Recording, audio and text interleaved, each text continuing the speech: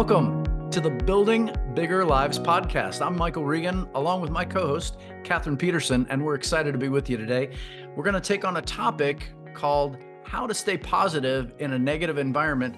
And our hope as we unpack this topic is that you'll find us to take very practical approaches to this, ones that you can apply personally with your team and hopefully within the organization that you influence or the community that you live in. So, Catherine, welcome. Glad to be with you today. So excited for this topic. I think it's timely, and we have all faced tough environments, and we're definitely doing that now. So I'm pretty excited to dig in on this one. Yeah, it seems like if things weren't tough before the last few years, what a crazy ride we've been on. And so that's where this topic was birthed. Was we are all managing a lot of negative thoughts around us, a lot of negative environments around us, and some of us are navigating that really well, and others of us maybe not so much. So I'd love to just start this off with a simple question, and maybe you can give me some perspective on this. You know, all of us recognize negative thoughts, but where do you find that negative thoughts come from for you personally? So a big one for me is comparison. Mm. And it's, oh, I saw this other person do this. What I should be doing that too. Or I like, why aren't I performing the same? Not even realizing that it's always that iceberg effect of we're just seeing that little piece. But comparison is a huge one for me. Yeah, and I would imagine, I mean, you're talking with a lot of people every day in your local market and a lot of people in your national networks. I would think that one would come up pretty often. I feel like you're not alone in struggling with comparison. Yeah, in our industry, just like a lot of them, we can see rankings. We can see how are you doing versus everyone else in the company? How are you doing versus everyone else in the country? And so you are comparing yourself to other people, and I think we all do it, and we can't help it, and it does make us stronger. I was listening to something the other day, and it was saying, competition can be good, comparison can be good if you're doing it in the right way to say, now I'm going to push myself harder because I want that. So if it's a form of jealousy, I think it can be good, but it can turn negative if you're not careful with it, I think. At least I found in my brain. Yeah, really well said. So a little bit of like my dietitian's advice, you know, everything in moderation. And so if Right. comparison gives you at least an opportunity to be Yeah. aware of what's going on around you, that's maybe helpful, but the fine line is certainly there. And so how do you navigate that? I mean, tell us at least what has helped you when that feeling of comparison starts to turn negative. Really focusing on my plan and, hey, this is what I'm going to be doing. I think when I feel like I'm making progress, I I actually feel like I'm pulling ahead of the competition, and I'm doing stuff that they may not be doing, and I'm getting a leg up. So I think it's more just focusing in on my disciplines every day that make me not focus. And sometimes it's talking, maybe tuning out people who do say things like, "Oh, I got this from this person," or "I did this," and sometimes that's tough to hear. So if I can just stay focused on myself and my team and what we're doing every day, that does really help. Okay, that's a really interesting one because I think a lot of people can come from both sides of that equation. Some can be overly positive, and sometimes that can have some negative implications. But I'm really curious, how then are you dealing with, you know, it's one thing to control yourself. It's another thing to walk into a room with an overly negative person, or to walk into an event, or to walk into a team meeting. How have you navigated that even when your emotional intelligence is in check? You can't always control the other person. What does that look like? I think for me, if I'm talking to somebody, I I try to listen so that I can kind of just let them get it out and then say things like, wow, that sounds like that's really tough. What are some ways you're doing to, navigate that? Or just start to ask some questions that kind of bring it back to a more positive forward momentum. And then I'm like, oh, I'm helping them. So instead of bringing in the negative, Mm. it's like, okay, what can I do to maybe ask them a couple questions? And then if they just keep circling, I may have to just say, you know what? I'm going to go grab a drink. It was great to talk to you. Good luck with your stuff and move to the next person.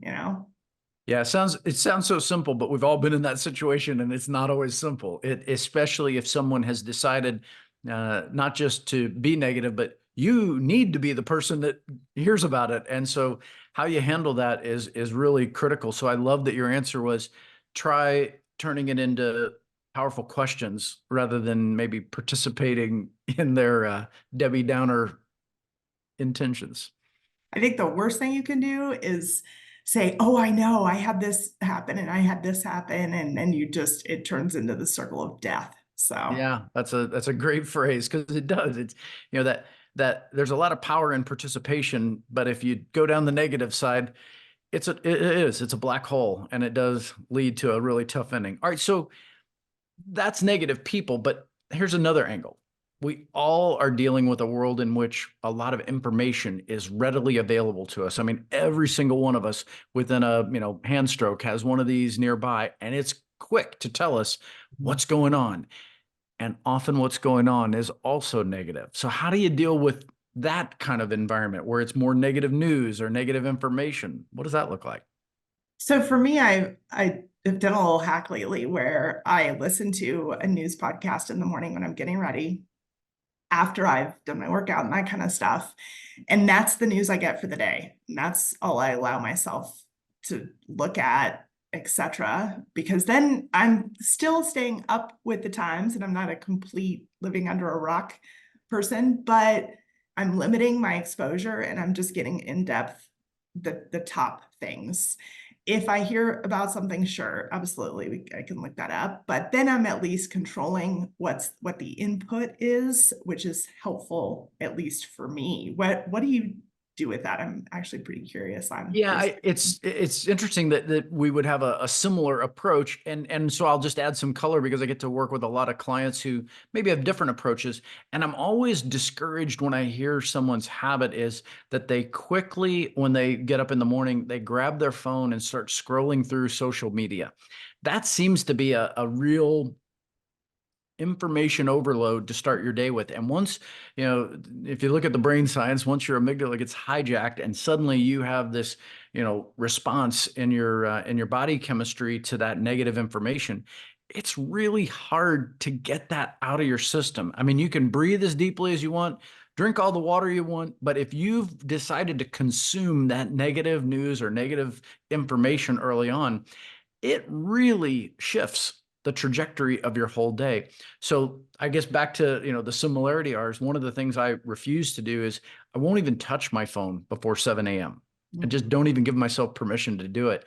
That way I can have a legitimate quiet time in the morning. And quiet time can be a matter of thinking, reading, prep. Some people like prayer, meditation. However you structure that is probably more personal, but I value that quiet time because that quiet time allows me to start my day from a calm position rather than an anxious position. And so, yeah, it's similar to yours. And to your point, I guess with the news, I feel the same way. I feel like being oblivious is probably not a good strategy.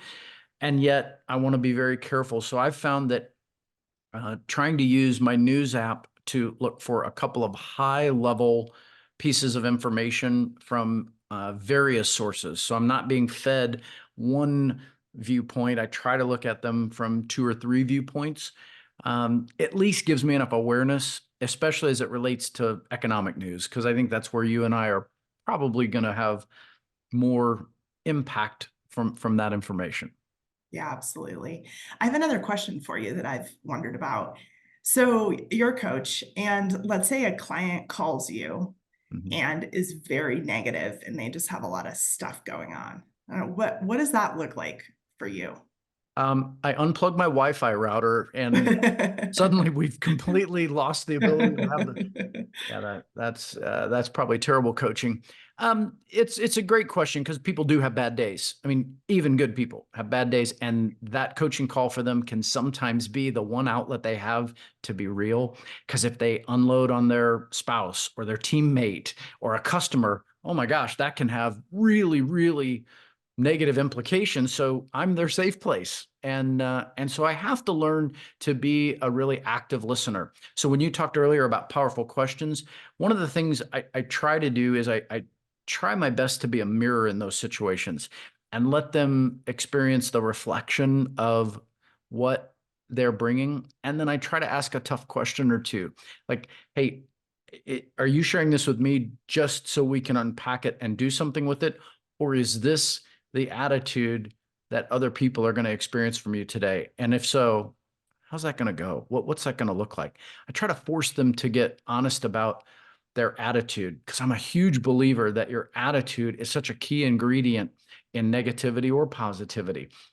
And there's an old quote that influenced me early on before I even chose to be a full-time coach, back when I was learning about the art of coaching, and it was actually from an old pastor who said something really profound that had nothing to do with scripture. He said, "I'm convinced that life is 10% what happens to me and 90% how I choose to deal with it."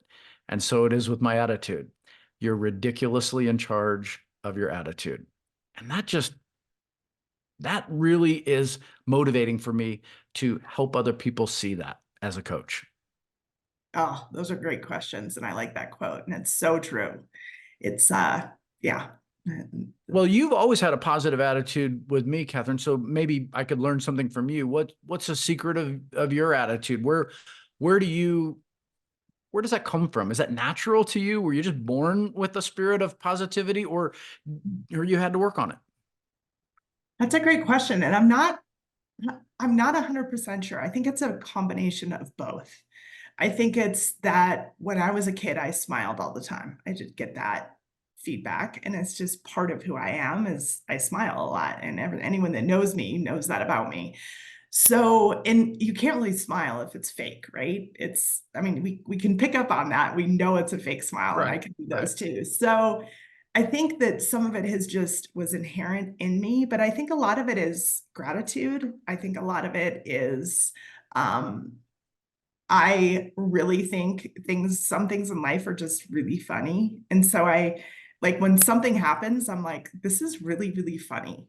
And so when you can find the humor in something that could be tragic to other people, I think that really helps just with even making my brain look at it differently. And I think that that's been really helpful for me throughout my life. And and I think because it hasn't been easy, like I would say that none of us have an easy life. And I think there's Mm. some benefit to that because I think you appreciate things differently when you've really had to work hard for what you have. And I think there's something to be said for that. But also I know that if I'm negative, everyone around me will be as well. And I would rather lift people up than bring them down. What I really like about the answer you just gave me is you really touched on three things at the same time. Part of it being maybe natural. You were born as a happy person who smiled a lot. So that's just a natural instinct that you bring to the table. Then you developed an understanding that maybe humor plays a role in your ability to handle some of that negativity, or to help bring some gravity to a situation or some light to a situation that maybe needs it. And so that's an interesting strategic approach. But then ultimately it's recognizing that that none of these things are formulaic. Like, you're living life in real time, which means you've got to be confident that you're going to be able to figure that out in the moment. And I think a lot of people walk into life with a sense of either pessimism or optimism, or then you meet that person who says, I'm a realist, and they're going to take the middle road. And and I suppose that's where life starts, but we all, what's the Mike Tyson quote? Everybody's got a plan until they get punched in the mouth. And I think that's life. We can talk about what we're bringing into that situation, but real life happens when that moment of adversity comes. And adversity tends to be the thing that creates opportunity. And most of us will either grow from it, or we'll run from it, or we'll hide from it. And my hope is that, most people see from your answer that you're leaning in, you're not running away. Yeah, no, well, you can't. It'll follow you. That's definitely something that Yeah, I know for sure. yeah, negative people don't like recognizing that, but that's a really true statement. Negativity will follow you. We've all known that person who has those negative stories to tell us, and if you sit and listen to enough of them, you find that the common denominator in these stories seems to be you. You always Right? seem to be involved in that negative story. Yeah, you are the main character in this tragedy. So yeah, It's that's good. it's a hard one for some Yeah. people to see. Okay, so if if we were to get tactical, because I assume our audience at some point might be curious of some of these concepts, but they also might be curious for, great, tell me what to do this. You've touched on a couple of things. Are there any other actions that you see on a regular basis, whether they're daily or weekly, that help you to choose positivity, even when the environment around you wants to tempt you to be negative?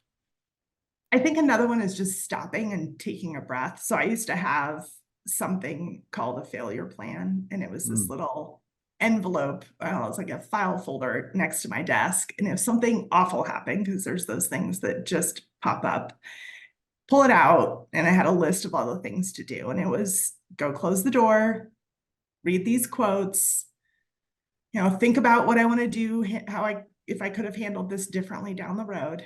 And so some of those, just taking a minute to say, time out, I need to just take a break and refocus. mm. I think that's huge. And I'm closing the door because I don't want to expose anyone else to what's happening right now.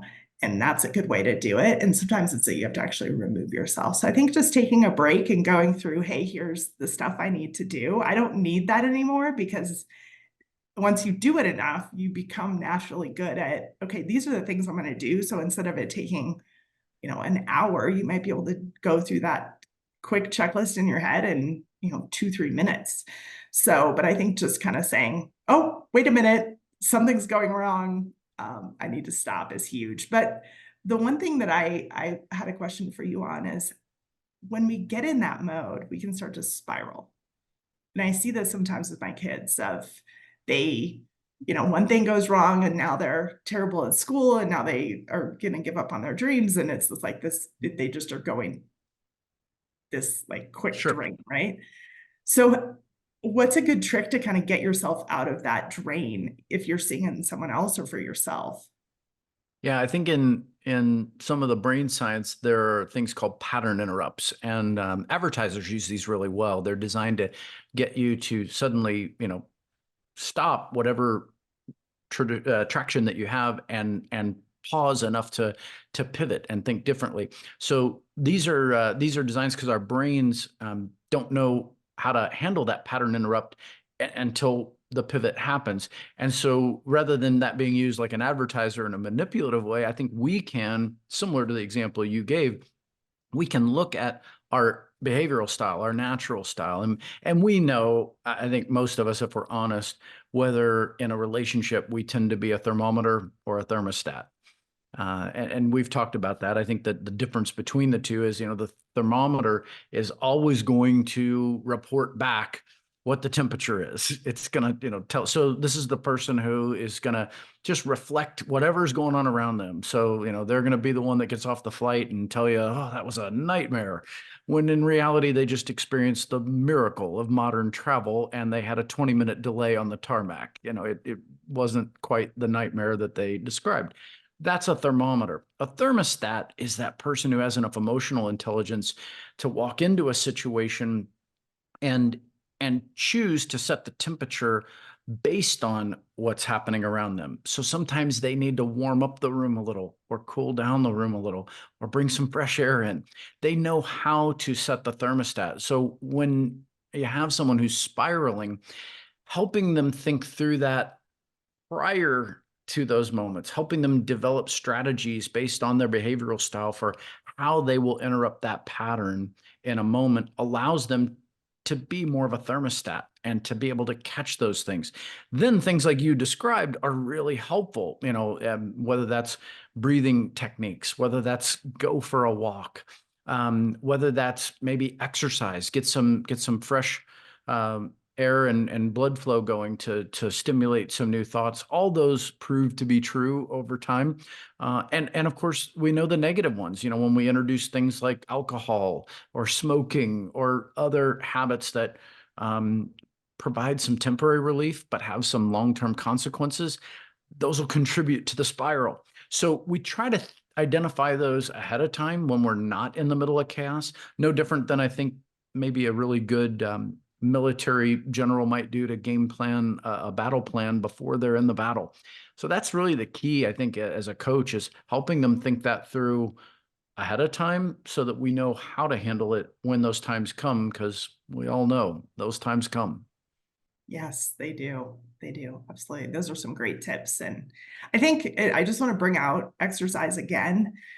I was reading recently, like my daughter left for college, and I was reading about sadness, and a way to undo that is to exercise. And I was like, okay. And it's amazing how quickly you can kind of see that of, oh wow, that is really, really making a difference. And just those little tiny tricks we do. And the other thing I used to do with my kids sometimes when they would get into that is I would say, you need to write down 10 things you're grateful for right now. And sometimes they would be snarky about it and maybe the same thing, and I would make them do it again. But that did help. And it does kind of reset. It's probably the same thing where it's a pattern interrupt. Yeah, it's a great one. Journaling turns out to be an excellent tool. And I think a lot of people overlook it because they tend to think of it maybe in some, way like, dear diary. And journaling isn't necessarily limited to just your daily notes on your life. One of the things that I'll have clients journal from time to time when they're stuck, and they, regardless of their preparation for that plan, they're just not able to make the shift, is we do an exercise called CIA. And I'll have them journal out in columns what they control, what they influence, and what they have to accept. And I like the idea of accept better than I was taught. It was more of a control, influence, no control. I didn't like that phrase because I found that it created a thought in my head of being more of a victim. Well, I have no Yeah. control. I guess I can't do anything. And that's not my MO. And what I found was far more authentic to me was sometimes I have to accept the fact that there are things that I can't influence, or even more so, I can't control. And when that's true and I accept them, I'm still making a choice, which makes it an active participation. So I love that you taught your girls to journal, because you're planting a seed in them. They may not understand all the brain science behind it, but what they will understand is the benefit. And the benefit is, okay, once my words are on paper, I can react to them differently than when they're in my head. And that's, by the way, the secret to a great plan as well. A lot of people will tell me, okay, I'm going to go into 24 with a new plan. Great, tell me about your plan. And they'll start riffing things off the top of their head. And I will tell them quickly, let's make sure you're writing this down, because even if what you write down needs to be modified, the sooner you get your thoughts onto paper, the better opportunity you have to work with those thoughts, to modify those thoughts, to get feedback on those thoughts, and ultimately to sharpen your plan. So good job, Catherine. Sounds like you're as good of a mom as you are as team leader. Ooh, talk about something we don't have training for. So we all just do our best. Is one of the things to accept as you're moving toward positivity, is our parents did the best they could, right?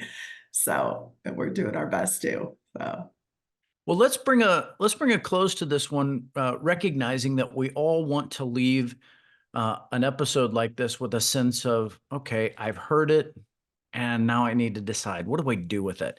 And so I think that's going to be my takeaway advice as the coach. Is first thing is just decide for yourself where negativity exists in your life, internally or externally, mhm. and maybe reflect on some of the things we shared today to decide what level of ownership can you take over that. And with that decision, make a commitment to try something new.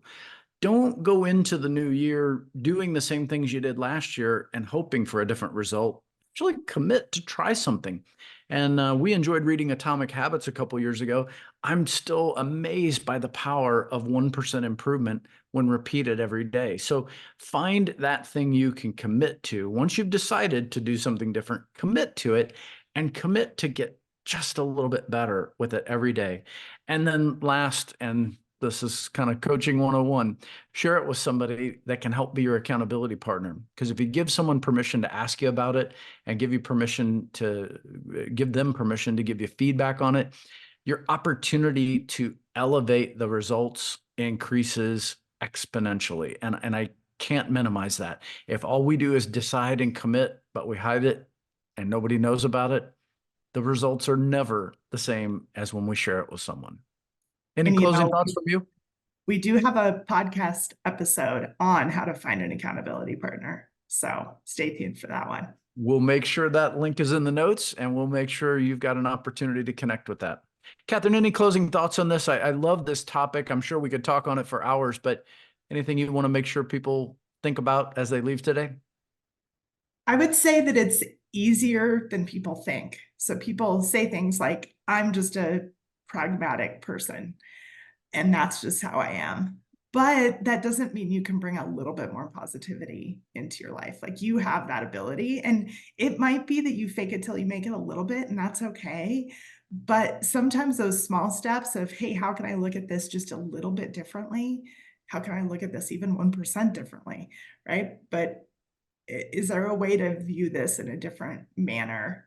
And you can make those adjustments and changes. I have seen people who were negative become more and more positive. So don't be like, oh, this is not the episode for me. I don't have the ability to do this. You do, and you can get there with just some little things. And it's not that you have to be Pollyanna.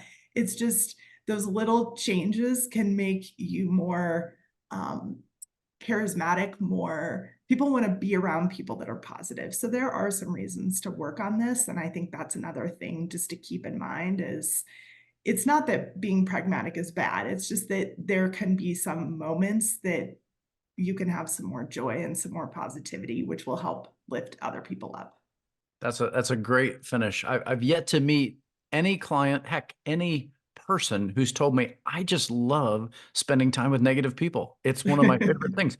I haven't met that person yet. So your words ring true. Is, you don't have to be Pollyanna. Just recognize that your opportunities increase massively by just choosing to take some ownership over that. That's a great way to finish that one. I appreciate your time today, Catherine. It's been really fun. It has been fun. Thank you so much. It's been a great topic to talk about. I hope it's helpful for everyone listening. Well, I look forward to our next one, and I hope you'll join us. We'll see you soon. Building Bigger Lives, coming soon.